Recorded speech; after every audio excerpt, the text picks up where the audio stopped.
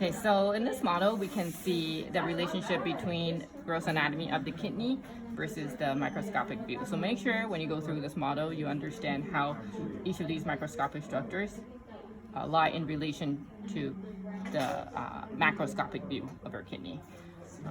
So specifically, okay, let's go through the gross anatomy part first. So this is our kidney.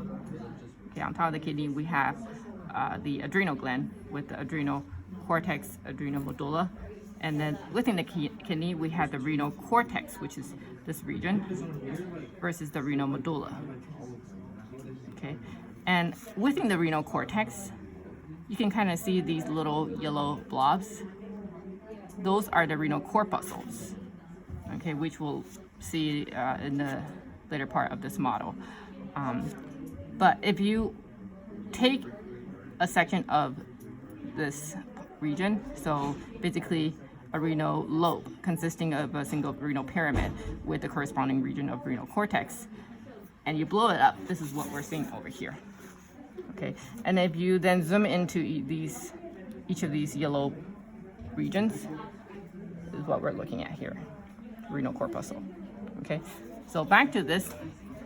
For exam, the study guide has indicated that you have to know which microscopic structures lies within renal cortex and which ones lie in renal medulla. So you can see here in the renal cortex, structures that lie in renal cortex, we've got the interlobular artery and vein, meaning cortical radiate artery and vein. So those are interchangeable names. You can say interlobular or cortical radiate. Okay, those are artery and veins.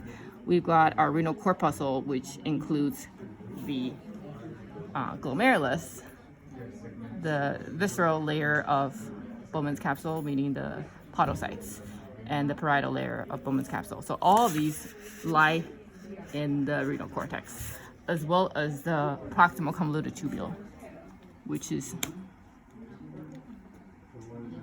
okay, it's easier to see over here. Okay, proximal convoluted tubule, distal convoluted tubule, all these are in the renal cortex. Right, this is renal cortex. And you see the, what else is in the renal cortex? The afferent arteriole, the efferent arteriole, which are here in this model, all in the renal cortex. Whereas in the renal medulla, we see we've got the loop of Henle, we've got vasa recta, okay, and you'll see that the collecting duct actually spans through the cortex as well as the medulla. So collecting duct isn't just isolated to renal cortex or medulla, it's actually in both regions. Now, peritubular capillaries versus vasa recta. Well, vasa recta is actually a form of peritubular capillaries, but they are special in that they actually delve deep into the renal medulla. So all these vessels, these are peritubular capillaries because in reality, they are densely packed around the renal tubules. Okay, and those vessels that densely pack, specifically the long loop of Henle's, that densely pack around the long loop of Henle's, these are called vasa recta. So when they're down here, you should call them vasa recta. When they're up here, you can just call them peritubular capillaries.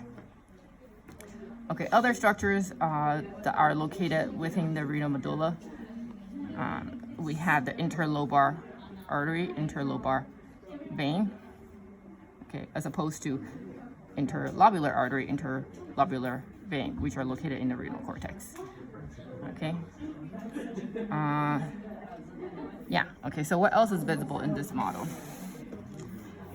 If we're to trace the path of blood flow, we begin with renal artery, segmental artery, interlobar artery, arcuate artery, okay, interlobular artery, or cortical radiate artery because these radiate like sun rays into the cortex. Okay, we're gonna skip over here. So this is the cortical radiate artery. Okay, those branch into the afferent arteriole, which lead into the glomerulus. Okay, and then efferent arteriole. the reason why I know this is afferent, this is efferent, is because this one is wider than this one. Okay, so moving on, the blood then flows into your efferent arteriole and then into the peritubular capillary. Okay, and from this point on, some of it will flow into the vasa recta. Some of it will stay in the peritubular capillaries, and then eventually they drain into interlobular vein, also known as corticoradiated vein. And then the arcuate vein, interlobar vein. Okay, and there is no segmental vein, which means these then drain into the renal vein and then into the inferior vena cava. Okay. Other things I want to mention: a renal pyramid. The tip of each renal pyramid is known as the renal papilla. And so if you look at the microscopic view, you'll see that these cone-shaped structures, well, in 3D, they're pyramidal shaped, right? And you'll see, even though it only shows one or actually three collecting ducts over here, in reality, there are thousands of collecting ducts merging at the tip of a single renal pyramid. And the tip where they merge, this is called a renal papilla. Okay, papilla is like a raised region. Okay, and so the urine is going to pour out here. Okay, and so the urine is going to move from the renal papilla into the minor calyx. Where minor calyces merge, they form the major calyx. Major calyces then merge to form the renal pelvis.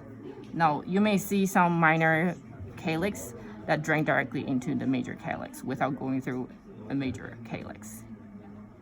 Did I say that right? You may see some minor calyces draining directly into renal pelvis without going through major calyx. Yeah. Okay.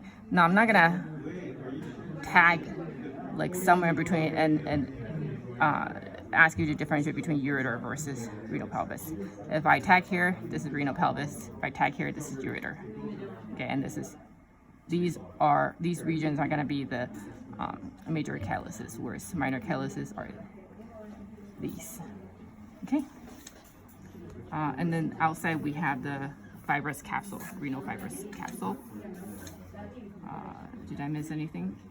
Okay, you can stop the video. Okay, so this is our renal corpuscle, okay, which is part of the nephron.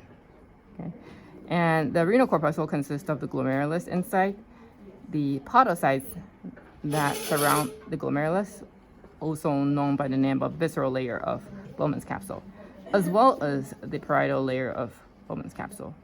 Okay, we've learned from the first unit, glomerulus has simple squamous epithelium. Same thing with the parietal layer of Bowman's capsule. Renal tubules are mostly simple cuboidal epithelium, which you can see over here.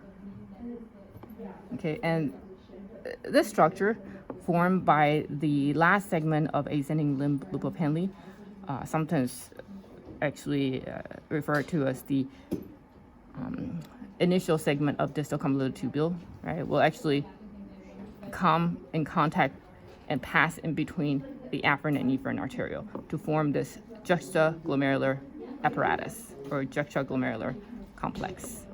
Okay, and this structure have a few specialized cells that you should know.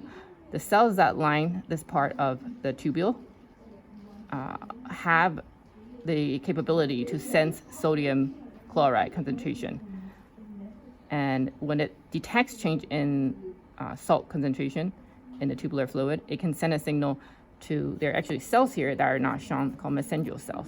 So they can signal the mesangial cells to then send a signal to the cells within the afferent arteriole. So these cells that line the tubular lumen over here, these are called macula densa cells, okay, which are the cells that can sense salt concentration. And the cells in the afferent arteriole, which are modified smooth muscle cells of the afferent arteriole, they receive that signal and they can then in response secrete a hormone called renin. And these cells are called the juxtaglomerular cells, JG cells, or granular cells. Okay, got it.